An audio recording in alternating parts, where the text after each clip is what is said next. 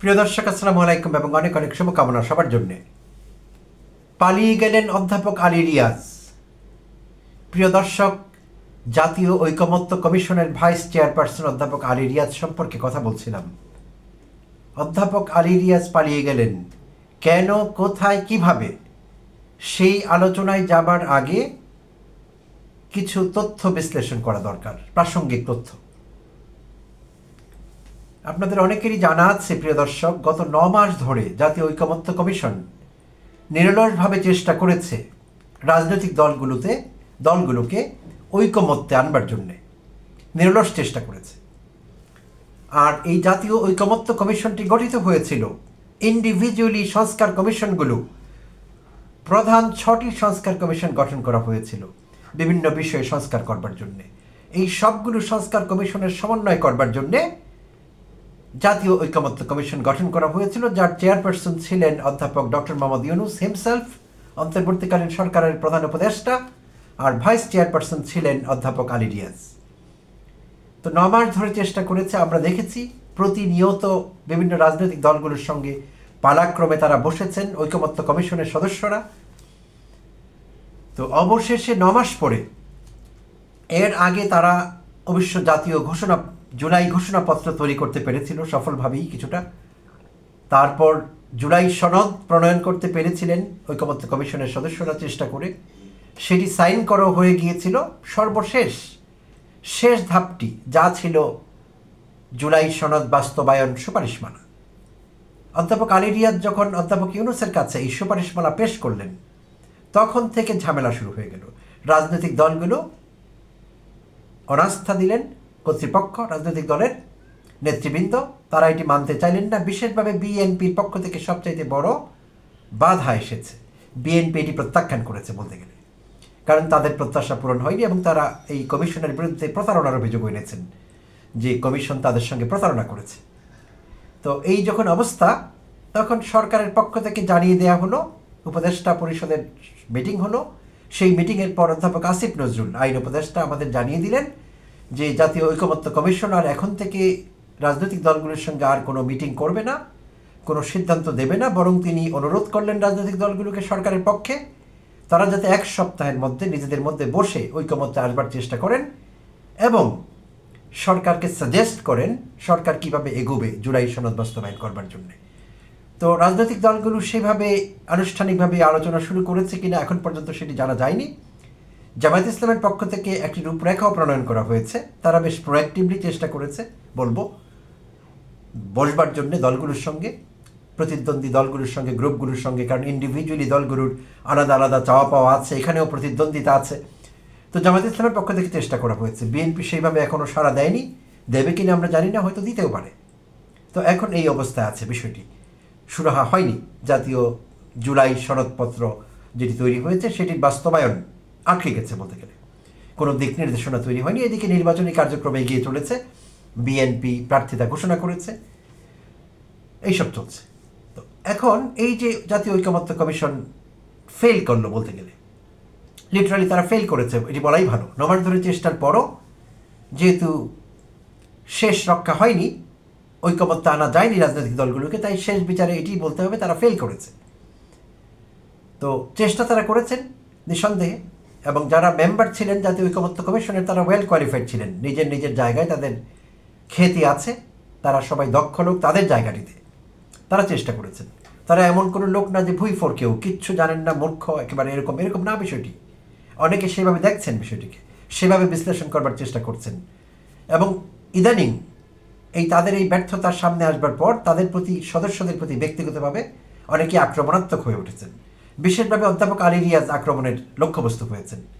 কিছুদিন থেকে আমি সাংবাদিক মাসুদ কামালকে লক্ষ্য করছিলাম, কথা এবং অন্য মঞ্চ প্ল্যাটফর্মগুলোতে কথা বলেন তিনি প্রায়শই, আর যেখানে তিনি কথা বলেন তাকে সিনিয়র সাংবাদিক বলে পরিচয় করে দেওয়া হয়। ভালো, তাতে আমার কোনো আপত্তি নেই। তো এই সিনিয়র সাংবাদিক অধ্যাপক আলী রিয়াজকে খুব বাজেভাবে আক্রমণ করছিলেন। শুধু আলী রিয়াজ না, আমাদের অধ্যাপক ইউনূস যত লোককে বাইরে থেকে এনেছেন, বাংলাদেশি যারা বিদেশে থাকছেন, এক্সপেট্রিয়েট কিংবা নন রেজিডেন্ট বাংলাদেশিজ, এনআরবি বলি যাদেরকে আমরা, কাউকে অনুরোধ করে তিনি দেশে নিয়ে এসেছেন তাদের সার্ভিস পাওয়ার জন্য, তাদের কাছ থেকে সাহায্য নেবার জন্য। অধ্যাপক আলী রিয়াজ তেমনি একজন ব্যক্তি। তো অধ্যাপক আলী রিয়াজকে খুব বাজেভাবে আক্রমণ করছিলেন মাসুদ কামাল। তিনি বারবারই বলার চেষ্টা করছিলেন যে তিনি আগেই ডিসকোয়ালিফাই করেছেন, যেহেতু তিনি মার্কিন নাগরিক, তার বাংলাদেশের প্রতি কোনো দায়বদ্ধতা নেই, কোনো কিছু নেই, তিনি বাংলাদেশের কেউ না, এমনকি বিপজ্জনক হতে পারেন তিনি বাংলাদেশের জন্য, এরকম কথাও তিনি কখনো কখনো বলেছেন। তো মাসুদ কামালের রিসার্চ নেই, সাংবাদিক তিনি নিজেকে দাবি করছেন। তিনি জানেন না পাশের দেশ ভারতে হাজার না লক্ষ ইন্ডিয়ান যারা বিভিন্ন দেশে থাকেন, অ্যাডভান্স কান্ট্রিগুলোতে, অন্য দেশের নাগরিক, তারা ইন্ডিয়াতে ফিরে এসে সেই সব দেশ থেকে অর্জিত তাদের টেকনিক্যাল নো হাউ, তাদের নলেজ, তাদের এক্সপার্টিস ইন্ডিয়াতে এসে তারা অ্যাপ্লাই করছেন, ইন্ডিয়ান গভর্নমেন্টকে সাহায্য করছেন, প্রাইভেটলিও তারা কাজ করছেন বিভিন্ন প্রজেক্টে, এবং তারা আবার ফিরে যাচ্ছেন সেই সব কান্ট্রিগুলোতে যেখানে তারা সেকেন্ড হোম বানিয়েছেন বা নাগরিকত্ব নিয়েছেন। সো এটি একটি কমন প্র্যাকটিস সারা পৃথিবীতে। হাস্যকরভাবে মাসুদ কামাল এইসব বিষয়ে কথা বলেন, খুব বাজেভাবে, এবং মাসুদ কামাল যারাই বিদেশি নাগরিকত্ব নিয়েছেন তাদের সম্পর্কে খুব অসম্মানজনক কথাবার্তা বলেন। তো এই বিষয়ে তিনি মায়োপিক, তার মায়োপিয়া আছে, ক্ষীণদৃষ্টি সম্পন্ন, তাই এরকম বলেন। তিনি খুব ভালোভাবে চিন্তা করতে পারেন বলে মনে হয় না। এনিওয়ে, মাসুদ কামালকে আক্রমণ করা আমার উদ্দেশ্য নাই এপিসোডের আসলে। তো আলী রিয়াজকে আক্রমণ করছেন মাসুদ কামাল, সেই জন্য তার নামটি এসেছে। তো আমি দেখলাম অতি সম্প্রতি চ্যানেল আইতে রাউন্ড টেবল নামে যে টক শোটি হয়, সেখানে কথা বলছিলেন সাবেক ছাত্রনেতা বিএনপি দলীয় মোশাররফ আহমেদ ঠাকুর। তিনি রাজনীতি বিশ্লেষণ করেন এবং একটি প্রাইভেট বিশ্ববিদ্যালয়ে ল পড়াচ্ছেন, আইনশাস্ত্রে অধ্যাপনা করেন।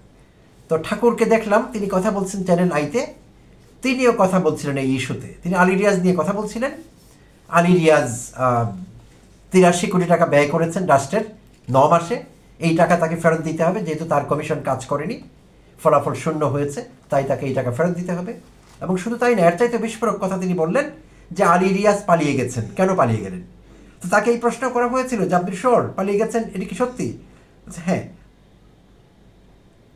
তো খুবই বাজে কথা এটি। তিনি যেহেতু অধ্যাপনা করেন, তার মতো একজন অধ্যাপকের এরকম কথা বলা অশোভন এবং অগ্রহণযোগ্য।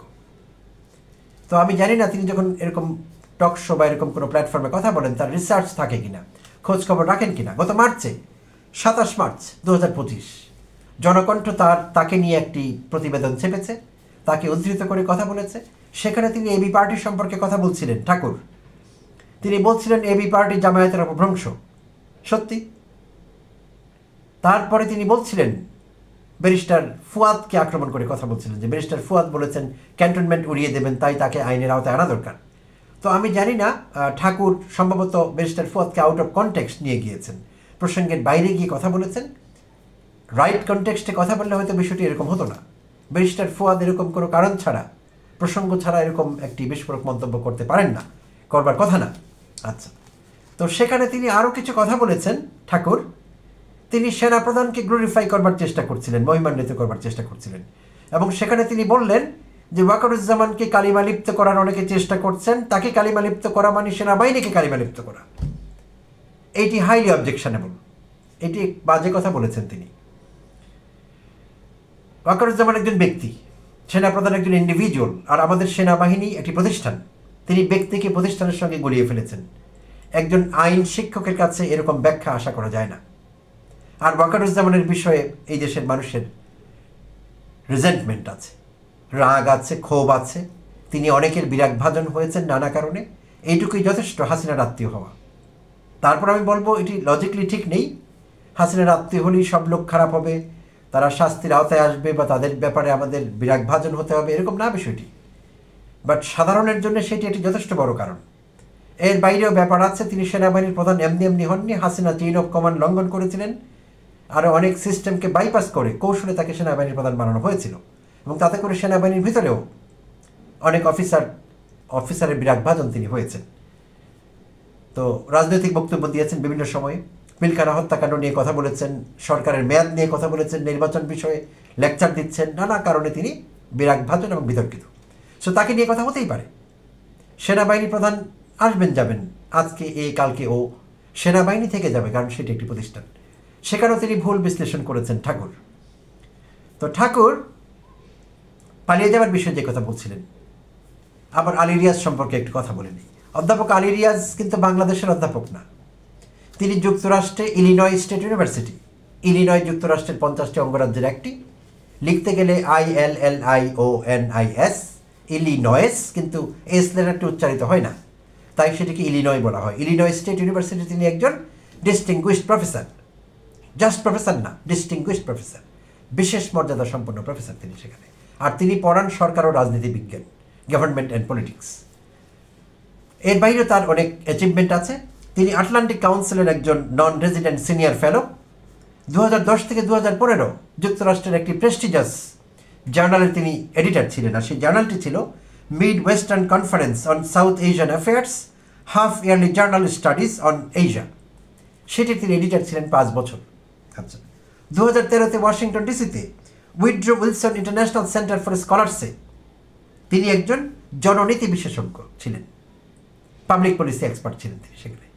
তার ব্যক্তিগত অ্যাচিভমেন্টস এবং ক্রেডেনশিয়ালস আরও বিশাল, অনেক লম্বা লিস্ট।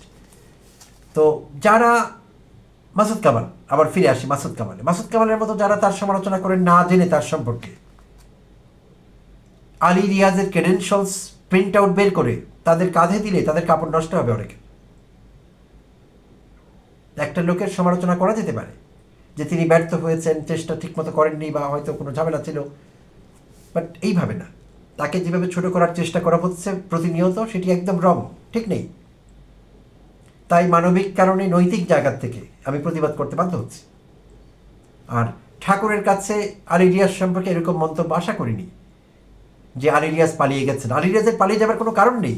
আলী রিয়াজ রাস্তা থেকে উঠে আসেননি, আমেরিকার ফুটপাতে হটডগ বিক্রি করেন না।